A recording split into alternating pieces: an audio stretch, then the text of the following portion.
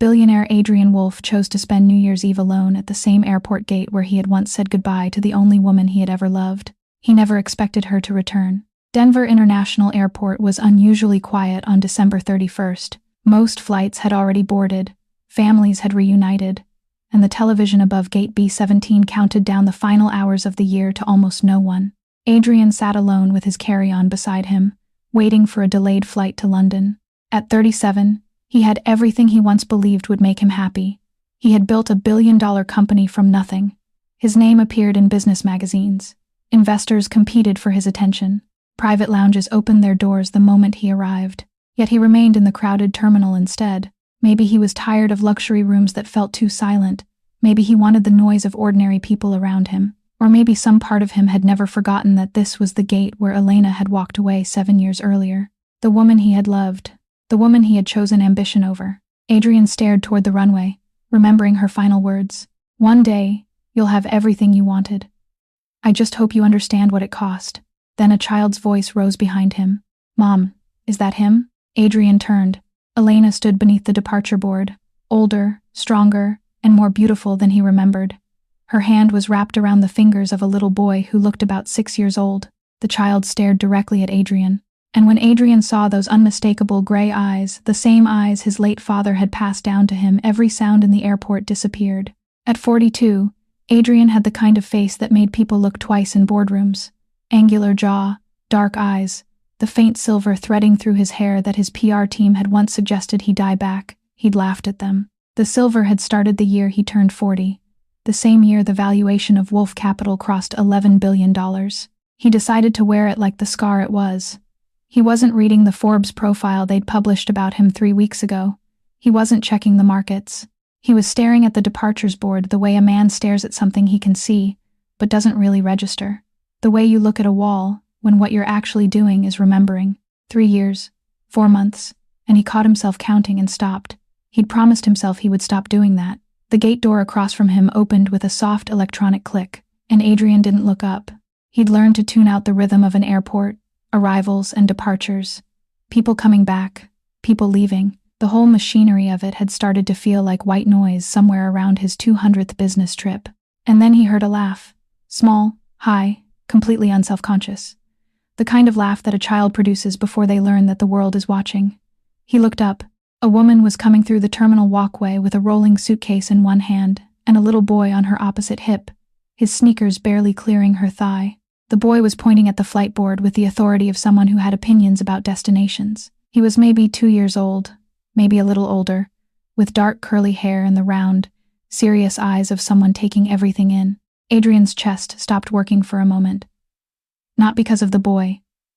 Because of the woman. She was wearing a camel-colored coat he didn't recognize. Her dark hair pulled back in a loose braid that had started coming undone at the edges. She looked different. There was a steadiness to her posture now, something settled and self-sufficient that hadn't been there before, but her profile was the same. The slight upward tilt of her chin when she was navigating something difficult, the way her free hand moved to adjust the strap of the diaper bag over her shoulder, automatic and practiced. Celeste. The name formed in his chest before it reached his mind. She hadn't seen him. She was talking to the boy, pointing at the gate numbers, nodding seriously at whatever he was babbling back to her. The boy grabbed a fistful of her braid and she winced, laughed, reached up to gently uncurl his fingers without breaking her stride. Adrian stood up. He didn't decide to. His body just did it. She turned toward the seating area looking for an open row, and her eyes passed over the space, over the strangers, over the departures board, and then they landed on him. She went completely still. The boy continued babbling, oblivious, patting her cheek with one small palm. "Adrian," she said. The word was barely a sound. The airport kept moving around them. A rolling suitcase, a boarding announcement, a child somewhere down the corridor asking for a pretzel. But the 10 feet between them felt like something that would take a long time to cross. "Hello, Celeste." His voice came out steadier than he deserved. She shifted the boy to her other hip, a movement that was instinctive and protective, and Adrian's gaze moved to the child's face. The boy looked back at him with the frank, unblinking curiosity that only toddlers have. Dark curls, round face, still soft with baby fat, and eyes that were the exact shade of charcoal gray that Adrian saw in the mirror every morning. His breath left him. He looked at Celeste. She was watching him with an expression he couldn't name. Not quite fear, not quite anger, something raw than both. Something that had clearly been rehearsed for a scenario she'd hoped would never arrive. Is he? He started the question and couldn't finish it. Celeste's chin lifted, just slightly. His name is Tobias. He's 22 months old. Adrian did the math. He'd always been fast with numbers. It was the thing that had made him a billionaire and a terrible partner in equal measure. The math was not complicated. The math was, in fact, devastating. He crouched down slowly, bringing himself to eye level with the boy, with Tobias, and watched his son study him with the same focused intensity Adrian brought to every acquisition he'd ever made. "Hi," he said softly. Tobias considered him. Then, apparently satisfied by whatever criteria, a 22-month-old applies to strangers, he pointed at Adrian's watch. "Tick," Tobias announced. "Tick," Adrian agreed, his voice not entirely steady. He straightened up and met Celeste's eyes. She was gripping the handle of the rolling suitcase so hard her knuckles had gone pale. "Celeste, we should find seats."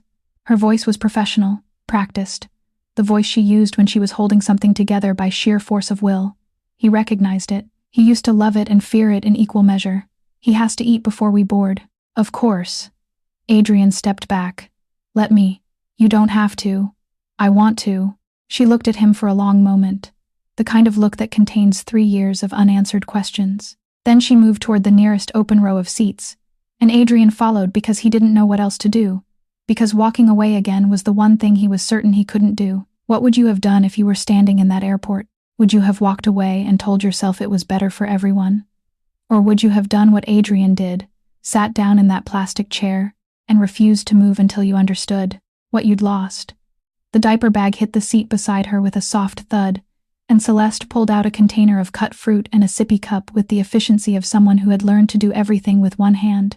Tobias reached for the cup immediately, and then climbed down from her lap to sit between them on the seat, arranging himself with the confidence of a small person who has never doubted he belongs wherever he sits. He ate a piece of mango with great seriousness. "You never came back to Portland," Adrian said quietly. "I moved to Boise 8 months ago." Celeste didn't look up from Tobias. She stopped. "I needed to start over somewhere smaller." Adrian looked at his hands. He had started a charitable foundation in Portland 18 months ago. He had donated to 3 community organizations in the Pearl District neighborhood where she used to live. He had not let himself ask anyone if she was still there. He had told himself that was respect for her boundaries. He was beginning to understand it had been cowardice. "Why were you going to London?" she asked suddenly. "New Year's Eve acquisition meeting." He heard how that sounded. "The London office needed. It's New Year's Eve, Adrian." "I know." She finally looked at him, and the exhaustion in her face was the kind that sleep doesn't fix. "I used to try to explain to people what it was like loving you." She said it without cruelty, just as a fact she had made peace with. "You were always somewhere important. Something always needed you more than I did. That wasn't, it was." She said it gently. "You didn't mean it to be, but it was." Tobias held out a piece of cantaloupe toward Adrian with an air of great generosity. Adrian took it because what else could you do? "Thank you," he said to his son. Tobias nodded gravely and returned to his own fruit. "Why didn't you tell me?" Adrian asked, keeping his voice low, keeping his eyes on Tobias, because looking at Celeste right now felt like looking directly at something that could undo him. She was quiet for long enough that a boarding announcement came and went over the intercom. "I found out 6 weeks after you left," she said finally. "I called you twice. Your assistant told me you were in Tokyo and then Singapore then, and then she stopped putting my calls through." Adrian closed his eyes. He remembered the Tokyo trip. He remembered telling his assistant to manage the volume of incoming calls. He had not explained which calls mattered. "I sent an email." Celeste's voice was even. "You responded 4 days later with 3 sentences about wishing me well in my next chapter." He had no memory of that email. He had been in the middle of a deal worth $200 million. He had let someone on his team draft the responses to his personal inbox. It had seemed efficient. It had seemed like the kind of thing a man who didn't know how to be present did, thinking he was being considerate. "God," his voice was rough. "I'm not telling you this to make you feel terrible," Celeste said. "I want you to understand the decision I was making. I was 29 years old. I had a job I loved and a lease I couldn't afford alone, and I was going to have a baby whose father had just made it very clear he was somewhere in Southeast Asia building his legacy and didn't have time to read his own personal email." Adrian looked at Tobias. His son had finished the mango and was now methodically stacking the empty fruit container on top of the sippy cup, testing the balance set, fascinated. He has your hands, Celeste said softly. Adrian couldn't speak. Tobias looked up at that moment and found Adrian watching him and broke into a grin, unguarded and uncomplicated and completely unaware that it was currently destroying his father. And Adrian felt something fracture open in his chest that he knew was not going to close again. I want to know him, he said. The words came out rougher than he'd intended. I want to be here for both of you, if you'll don't. Her voice was quiet but firm. Don't make promises in an airport on New Year's Eve, Adrian. You've been sitting here for what, 15 minutes? I've been, and about you for 3 years. That's not the same as being there. She was right. He knew she was right. He had spent 3 years thinking about Celeste Hayward the way people think about roads they didn't take, with a particular ache that is really just ego in disguise, the grief of a man mourning his own absence rather than her presence. He reached into his jacket pocket and found the boarding pass he'd printed instead of using his phone, the way he always did. Old habit from too many years of dead batteries in foreign airports. He turned it over and looked at the blank back. What city did you say you were in? Boise? She watched him with caution. Yes. His London flight was leaving in 1 hour and 40 minutes. His assistant had a car waiting on the other side of arrivals. There were 12 people expecting him at a meeting on January 2nd. He had already been thinking about making the call before he finished the thought. I'm going to cancel London, he said. Adrian, I'm not asking to come to Boise. I'm not asking for anything tonight. I'm saying I'm canceling London because I shouldn't be on a plane to a business meeting on New Year's Eve when my son is eating mango in the same airport. He met her eyes. I should have been here. I don't know how to go back and fix that, but I can start choosing differently right now. In this airport, in this seat. Celeste looked at him for a long time. Tobias had given up on stacking and had moved on to trying to remove Adrian's watch, which he had apparently decided was his. She let Tobias work at the clasp. She didn't stop him. You have no idea what the last 2 years have looked like, she said. Not the good parts or the hard parts. You don't know that he had croup at 7 months, and I drove to the ER alone at midnight, terrified to take my eyes off him in the back seat. You don't know he took his first steps in the Boise airport of all places, watching the planes, and I cried for 20 minutes in the middle of departures because the one person I wanted to call. She stopped. Her jaw worked. Tell me, Adrian said. I want to know why. Her voice cracked, just slightly, so you can feel bad about it. So I know what I missed, so when I show up, if you let me show up, I'm not showing up ignorant. I want to know his whole story from the beginning. Tobias successfully removed the watch and held it up triumphantly. Tick, he announced again. Celeste made a sound that was almost a laugh. She pressed her lips together. He figured out his crib latch at 14 months, she said after a moment. I found him standing in the hallway at 3:0 inches the morning like a tiny escaped convict. She shook her head. I didn't know whether to laugh or panic. I did both. Adrian could picture it so clearly it hurt. What did you do? Put a bike lock on the crib slats? She finally smiled, small and tired. He figured that out too, by 16 months. Adrian let out a breath that was almost a laugh. Of course he did. They sat with that for a moment. The first moment that was not weighted with accusation or apology. Just two people sharing something true about a small person between them. Celeste reached over and gently retrieved the watch from Tobias, who protested briefly before accepting a piece of banana as consolation. I should tell you, she said, not looking at him.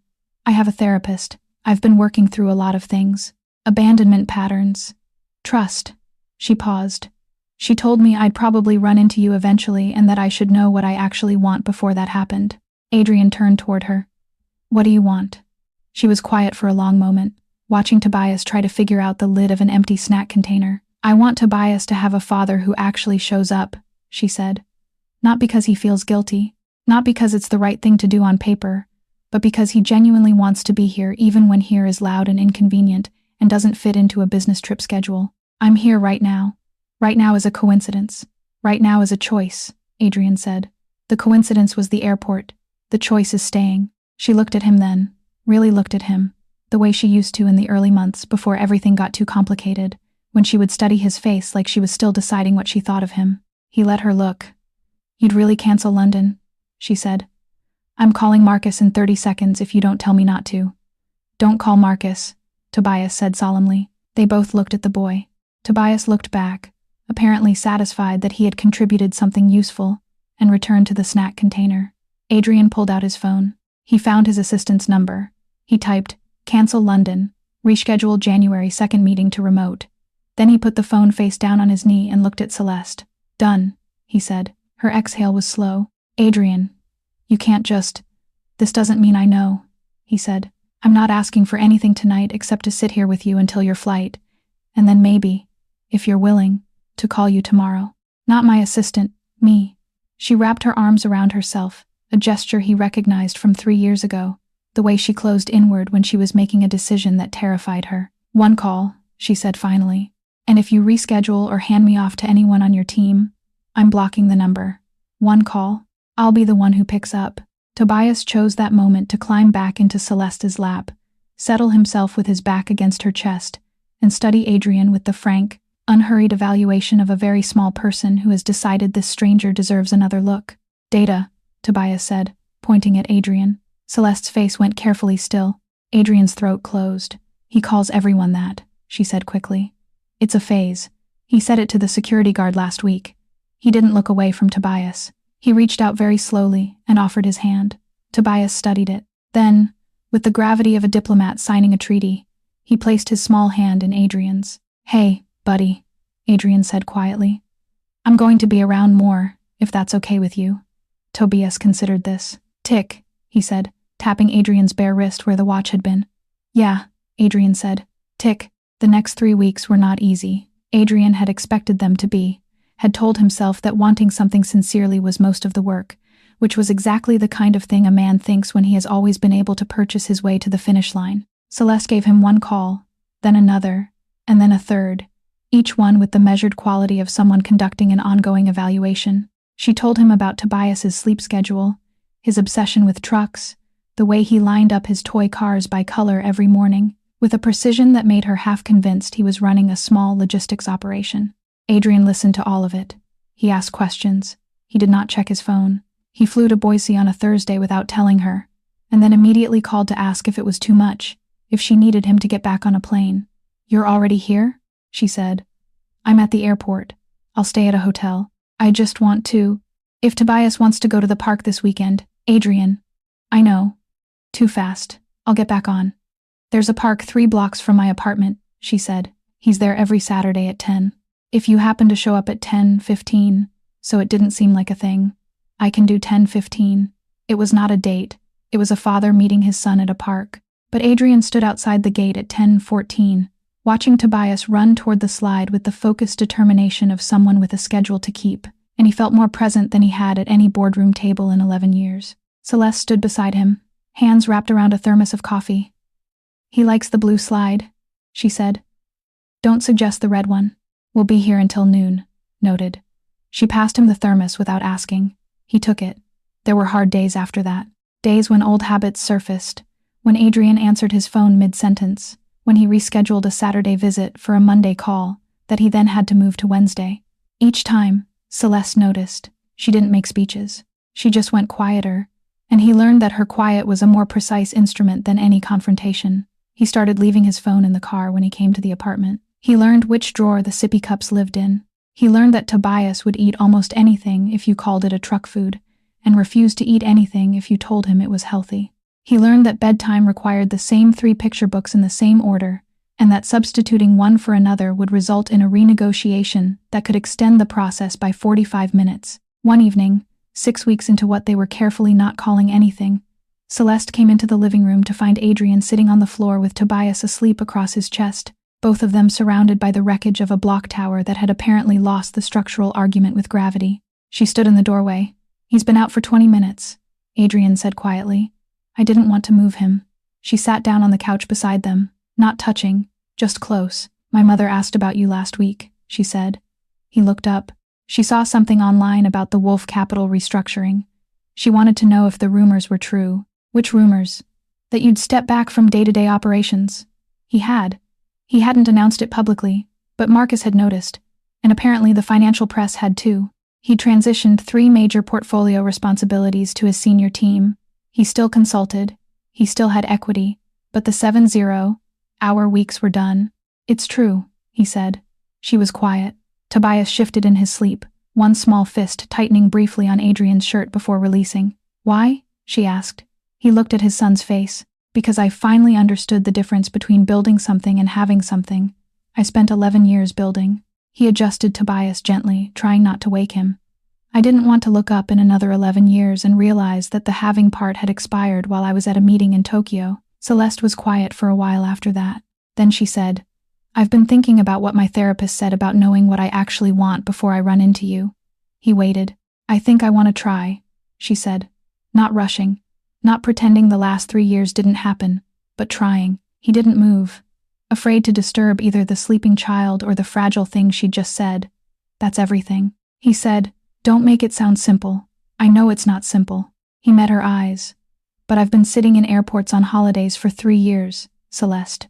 Whatever complicated looks like, I'll take it. She reached over and straightened the blanket edge that had started slipping off Tobias's shoulder. Her hand stayed near his, not quite touching. 1 day at a time, she said. 1 day at a time. 14 months later, Adrian drove through a quiet neighborhood in Boise on a Saturday morning, with a car full of grocery bags, and the particular low-grade anxiety that came with attempting to make Tobias's birthday cake from scratch. He had watched 4 YouTube tutorials. He had called his mother in Phoenix twice. He had still somehow forgotten the food coloring. Tobias was turning 3. The cake was supposed to be in the shape of a dump truck. It was not going to be in the shape of a dump truck. The house they were heading to was modest by any standard that had ever applied to Adrian Wolfe. 3 bedrooms, a yard with a fence that needed repainting, a kitchen with a dishwasher that made a sound like a distressed seagull. He had offered to buy something larger. Celeste had said she liked this one. He was learning that her sense of home was built on different coordinates than his, and that following her map had made him someone he actually recognized in the mirror. He parked in the driveway, gathered the grocery bags, and found the front door unlocked. Inside, Tobias was already awake and fully dressed and standing in the kitchen wearing a birthday crown that had slipped over one eye, explaining something at length to Celeste's mother, who had flown in from Charlotte and was nodding with absolute conviction at whatever he was saying. Daddy! Tobias launched himself across the kitchen with no regard for physics. Adrian caught him, grocery bags and all, and swung him up, and the dump truck-shaped birthday cake that would never be a dump truck didn't matter, and the financial press didn't matter, and the 11 years of building things didn't matter. What mattered was the specific weight of a 3-year-old who had decided, in the frank and irrevocable way of small children, that this person was his. Hey, birthday boy. I'm free, Tobias announced, holding up 3 fingers. You're free, Adrian agreed. Celeste appeared in the kitchen doorway, coffee in hand, and looked at the two of them with an expression that she had stopped trying to conceal. He had learned to recognize it now. It wasn't just love. It was something more specific, the look of a woman who had decided that the risk was worth it and was periodically, privately, surprised to find she was right. You forgot the food coloring, she said. I know, he said. The cake is going to be beige. It's going to be beige, she told her mother. It'll be delicious, her mother said loyally. Tobias already didn't care about the color. He was pulling at Adrian's collar, trying to examine what was in the grocery bags, conducting an inventory with the thoroughness of someone who had heard there was frosting involved and intended to verify. Later, after the beige cake had been eaten and declared excellent by everyone present, including Tobias, who ate his piece with his hands in a way that suggested he had not entirely absorbed the fork lessons. After the birthday crown had been lost and found and lost again, after Celeste's mother had fallen asleep on the couch with Tobias draped across her like a small content blanket, Adrian found Celeste standing on the back porch, looking at the yard where the fence needed repainting. He handed her a glass of water and stood beside her. Thank you, she said, for today. It's his birthday. You drove to 4 stores for dump truck candles. I only needed 3, she laughed. It was the kind of laugh that had nothing careful in it, the kind that meant she was in this moment not protecting herself from anything. He reached into his jacket pocket. I'm not proposing, he said immediately. She turned. I know we're not there yet. He held up a simple bracelet. No diamonds, no statement. A thin gold chain with a small truck charm soldered onto it. He'd had it made by a jeweler in downtown Boise the same week he'd learned which drawer the sippy cups lived in. I just wanted you to have something that said, he searched for the right words, that I'm not going anywhere. That I know which store has the dump truck candles, and I know which book comes second, and I know that Tobias can't sleep without the fan on low. He looked at her. I know this life. I want this life. She looked at the bracelet for a long time. Then she extended her wrist. He clasped it carefully, and she looked down at the small gold truck catching the last of the afternoon light. He would have thought it was silly 3 years ago. A billionaire giving someone a bracelet with a truck charm. He would have had his assistant send something from Tiffany's. He had not known 3 years ago that the things that actually tether people to each other are almost never the grand ones. A park at 10:15 on a Saturday. A beige birthday cake. Knowing which book comes second. "I think I'm almost ready," Celeste said quietly, still looking at the bracelet. Adrian did not ask what Celeste meant. He already understood. "So am I," he said quietly. Through the glass door, their son shifted on the couch before settling beneath his blanket again. The ceiling fan turned slowly above him, and the warm October light stretched across the porch where Adrian and Celeste stood hand in hand. Around them, the city continued as usual, traffic passing, a dog barking nearby, an airplane carrying strangers towards somewhere urgent. But nothing felt more important than this modest home, this peaceful yard, and the family they had rebuilt, one difficult day at a time. Adrian had spent years believing success was something a man could create through ambition, money, and relentless work. Celeste taught him that the most valuable things could not be purchased or demanded. Trust had to be earned. Forgiveness had to be respected. Love required showing up not once with a dramatic promise, but every day through ordinary acts of patience and responsibility. Adrian learned which medicine their son needed, which drawer held his school supplies, and which stories helped him sleep. He drove across the city when the right birthday gift could not be found. He stayed through uncomfortable conversations and accepted that rebuilding what he had broken would happen on Celeste's terms, not his. He was no longer the man who believed money could replace his presence. He had become a father who stayed and a partner who understood that love was not proven by what he owned, but by whom he refused to abandon. Celeste rested her head against his shoulder. Adrian looked through the window at their sleeping son, then tightened his fingers gently around hers. Some lives are built through wealth. Theirs was built through second chances and the courage to deserve them.